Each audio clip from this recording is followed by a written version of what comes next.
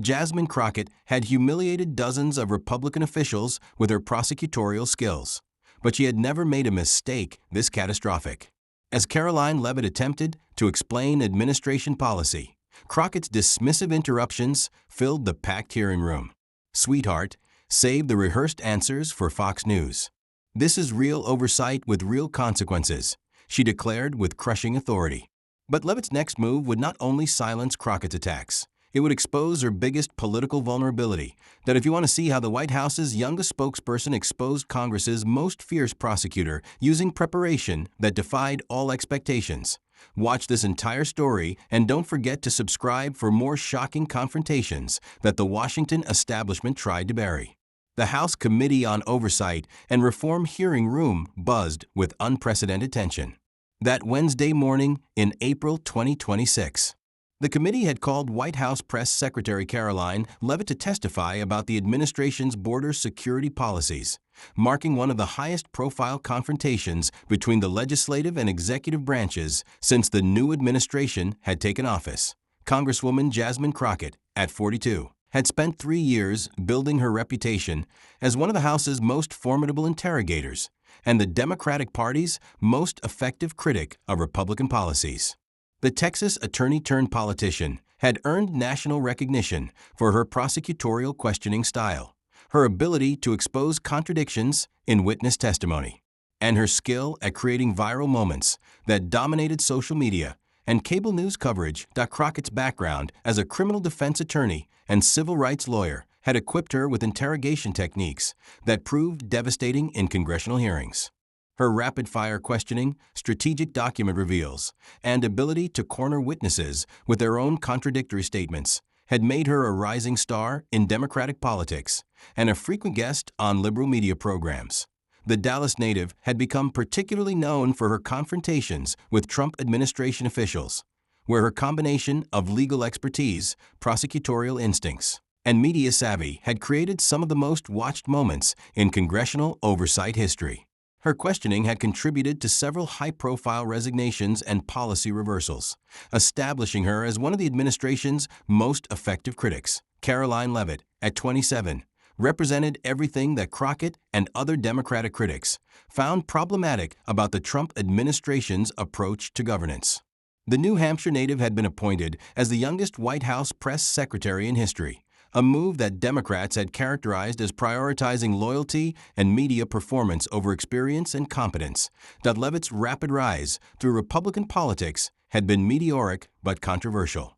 After graduating from St. Anselm College with degrees in communications and political science, she had worked as a White House communications assistant during Trump's first term, then as communications director for a controversial Republican congressional campaign, before being tapped for the press secretary role despite having no prior experience as a government spokesperson. Democratic critics had dismissed her appointment as a publicity stunt designed to appeal to younger voters while providing a telegenic face for policies they considered extreme and harmful. Her youth, attractive appearance, and aggressive defense of administration positions had made her a frequent target for criticism about substance versus style in modern political communications. The hearing had been specifically designed by Democratic committee leadership to expose what they viewed as the administration's failures on border security and immigration policy.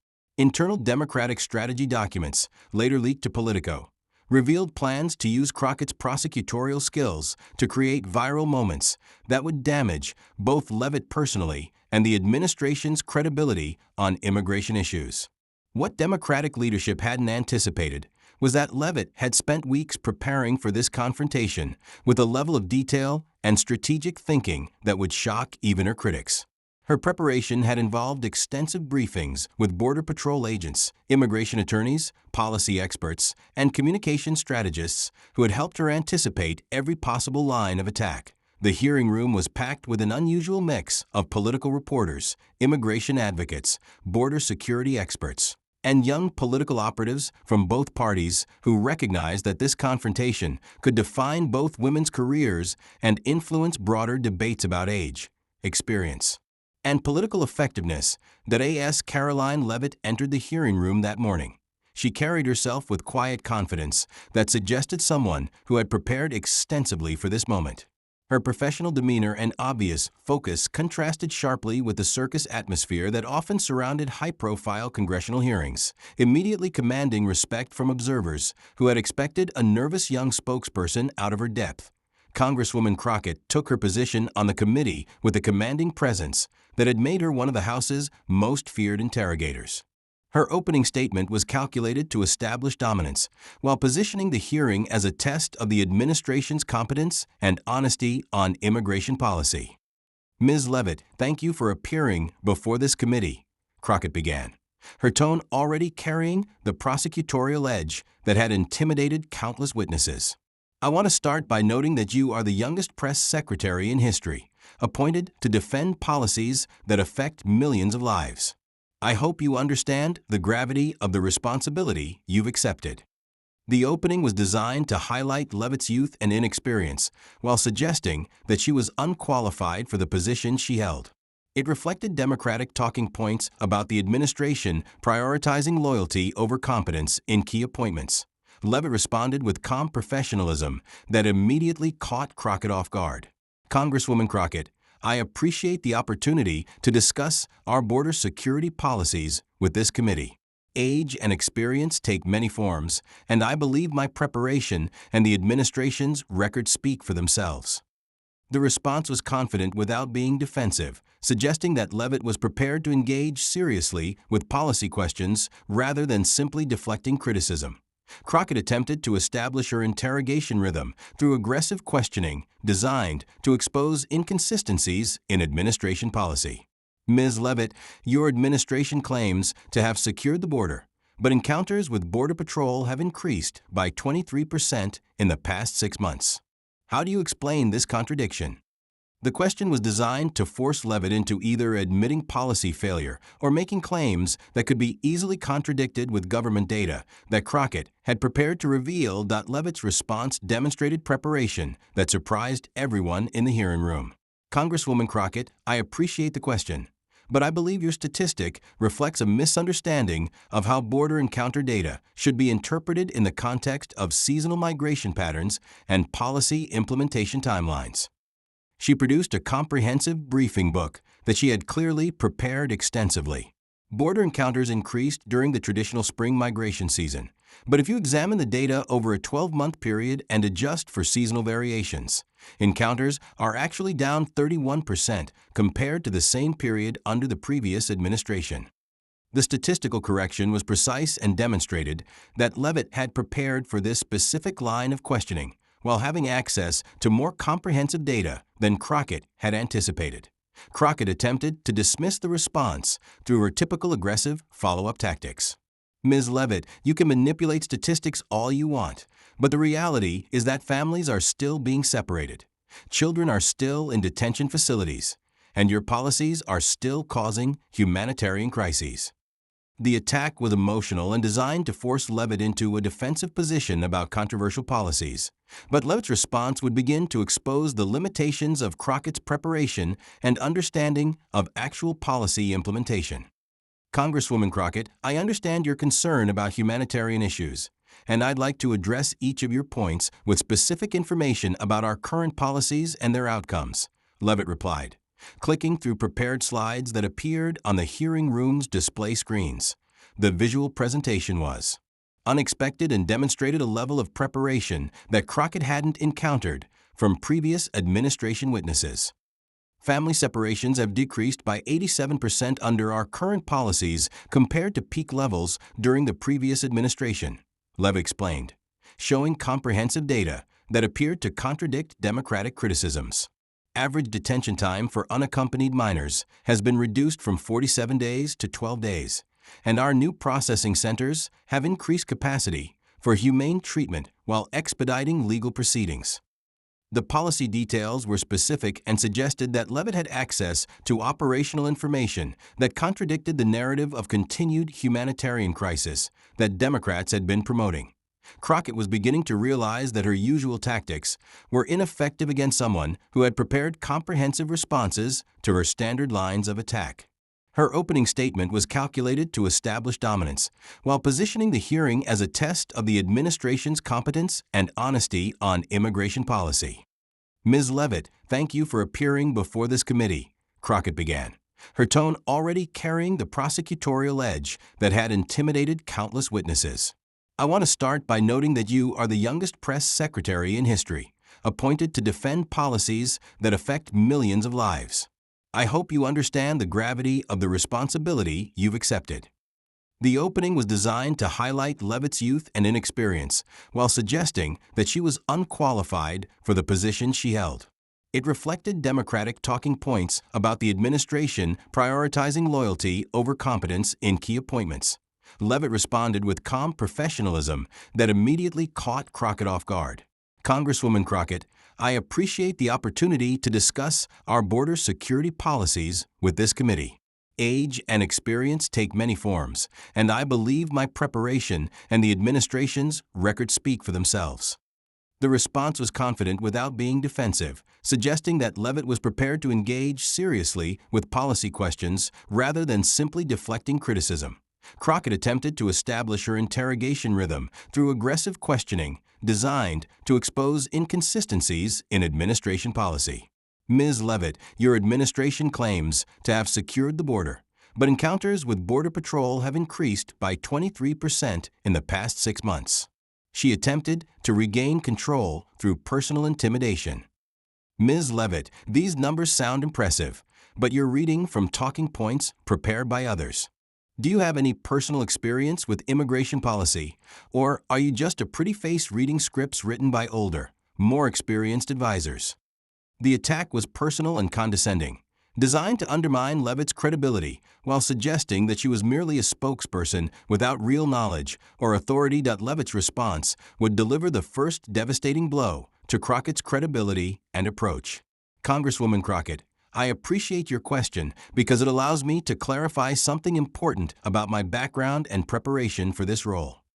She paused, then continued with quiet authority that commanded attention from everyone in the hearing room. Before accepting this position, I spent 2 months working directly with Border Patrol agents in Texas, Arizona, and California. I've personally observed processing centers, interviewed asylum seekers, and participated in policy briefings with ICE leadership, Border Patrol supervisors, and immigration attorneys. The practical experience was substantial and directly contradicted Crockett's assumption that Leavitt lacked real-world knowledge of immigration issues. Furthermore, Leavitt continued, I hold a master's degree in public policy with a concentration in immigration law, completed during evening classes while working in my previous position. The policy analysis you're hearing today reflects both formal education and practical experience that I bring to this role.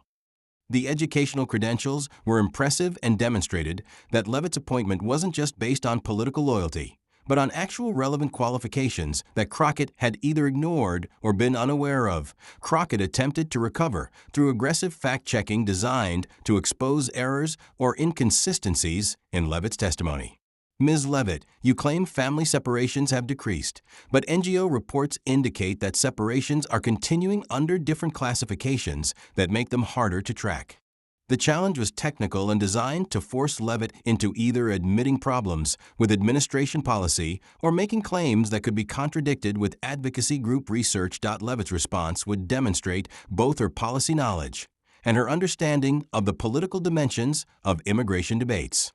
Congresswoman Crockett, you're referring to reports by organizations that have political motivations to present administration policies in the worst possible light, regardless of actual outcomes. She clicked to new data that appeared on the hearing room screens. These are statistics from the Department of Health and Human Services Office of Inspector General, an independent oversight body that monitors family separation policies without political bias. The source was authoritative and immediately strengthened Leavitt's credibility, while suggesting that Crockett was relying on partisan sources rather than objective government data. The Inspector General's report confirms that our policies have virtually eliminated involuntary family separations while maintaining necessary security protocols and legal processing requirements. Leavitt continued. The advocacy groups you're citing have incentives to maintain crisis narratives that support their fundraising and political objectives. The criticism of advocacy. Group Motivations was sharp and suggested that Leavitt understood the political dynamics of immigration debates better than Crockett had anticipated.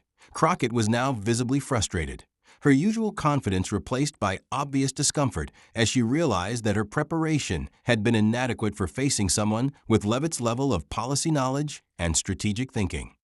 Ms. Leavitt, even if your statistics are accurate, the broader point is that this administration's approach to immigration is fundamentally inhumane and contradicts American values, Crockett said, attempting to shift to moral arguments. That would be harder to counter with data. Leavitt's response would deliver the most devastating critique of Crockett's approach while exposing the Congresswoman's own political vulnerabilities. Congresswoman Crockett, I appreciate your concern about American values, but I'd like to ask you about your own record on immigration issues, Leavitt replied, producing documents that would completely change the dynamic of the hearing. These are voting records from the Texas State Legislature showing your positions on immigration-related legislation before you came to Congress. The document production was unexpected and suggested that Leavitt had researched Crockett's background as thoroughly as Crockett had attempted to research administration policies. According to these records, you voted against funding for improved detention facilities, against resources for immigration judges to reduce processing delays, and against programs that would have expedited asylum claim processing. Leavitt continued. The voting record information was damaging and suggested that Crockett's criticism of current policies was inconsistent with her own previous positions on immigration issues. Furthermore, Leavitt added, your campaign received substantial donations from private prison companies that profit from immigrant detention, while you simultaneously criticized the administration for detention policies. The financial connection was explosive and positioned Crockett as potentially hypocritical on immigration issues, undermining her moral authority to criticize administration policies. Crockett was now completely on the defensive, her prosecutorial confidence replaced by obvious discomfort as she realized that she had become the target of the kind of opposition research that she typically deployed against Republican witnesses.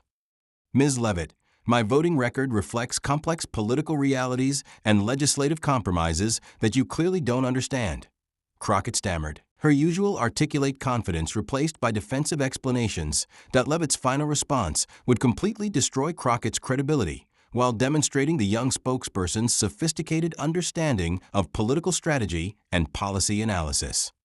Congresswoman Crockett, I understand political complexities very well, Leavitt replied with quiet authority. That's exactly why I've come prepared with comprehensive information about both our administration's policies and the background of committee members who are questioning those policies. She paused before delivering her conclusion. The difference between us is that I've done my homework on the actual outcomes of immigration policies rather than relying on partisan talking points and advocacy group press releases. The hearing concluded with Crockett's obvious defeat and Leavitt's demonstration of superior preparation and policy knowledge. Do you have any personal experience with immigration policy, or are you just a pretty face reading scripts written by older, more experienced advisors?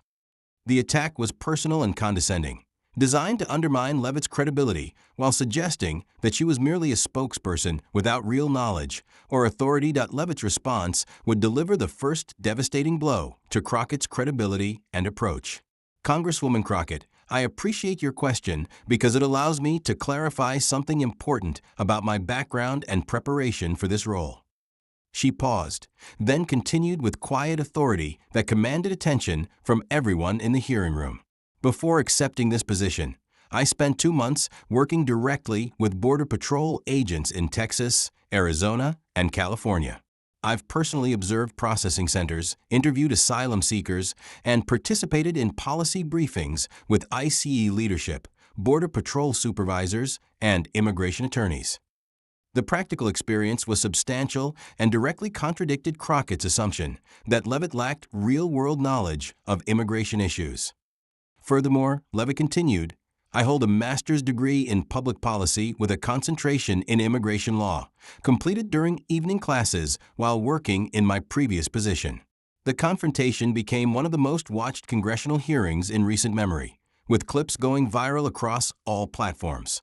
Within hours, political analysts were dissecting Leavitt's performance and Crockett's unexpected vulnerability. The young press secretary had not only defended administration policies effectively, but had exposed the limitations of democratic oversight strategies that relied more on media moments than substantive policy analysis.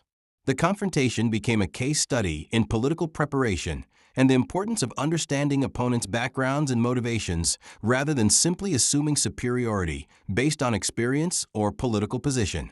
Karoline Leavitt had transformed from a dismissed young appointee to a formidable political operator who had outmaneuvered one of Congress's most feared interrogators through superior preparation, strategic thinking, and comprehensive policy knowledge. The hearing marked a turning point in Washington's perception of both women, establishing Leavitt as a serious political force while exposing Crockett's vulnerabilities and challenging assumptions about age, experience, and political effectiveness in modern American politics.